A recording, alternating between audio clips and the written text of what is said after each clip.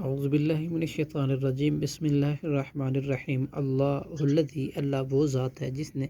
خلقکم پیدا کیا تمہیں من ضعف کمزوری کی حالت میں ثم پھر جعل اس نے بنا دی من بعد ضعف کمزوری کے بعد قوت ثم جعل پھر اس نے بنا دی من بعد قوت کے بعد ضعفا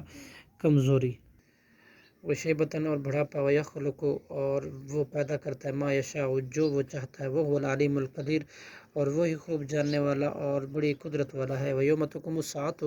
اور جس دن قیام ہوگی ساعت و قیامت یقسم قسمیں کھائیں گے مجرم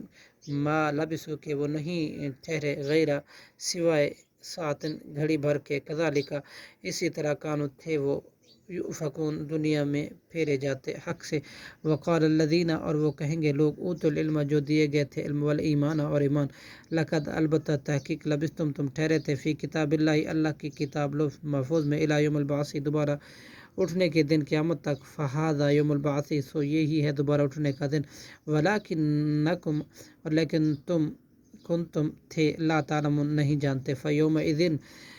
چنانچہ اس دن لا ينفع نہیں فائدہ دے گی الذین ان لوگوں کو جنہوں نے ظالموا ظلم کیا معذرتہم ان کی معذرت ولا ہم اور نہ یستعتبون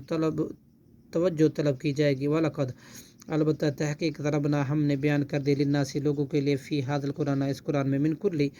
ہر ایک مثال وَلَئِن اور البتہ جئتہم آپ لے آئیں ان کے پاس بھی آیت کوئی نشانی معجزہ لیکونن تو البتہ کہیں گے الذین وہ لوگ جو کفر کیا جنہوں نے ان انتم نہیں ہو تم الا مبتلون مگر باطل پرست کذالک اسی طرح یطبع مہر لگاتا ہے اللہ علی قلوب الذین ان لوگوں کے دلوں پر لا یعلمون جو نہیں جانتے فاصبر لہٰذا آپ صبر کریں ان وعد اللہ بلا شبہ اللہ کا وعدہ حق سچا ہے ولا یستخفنک اور نہ آپ ہلکا بے صبر بنا دے آپ کو الذین وہ لوگ جو لا یوقنون نہیں یقین رکھتے صدق اللہ العظیم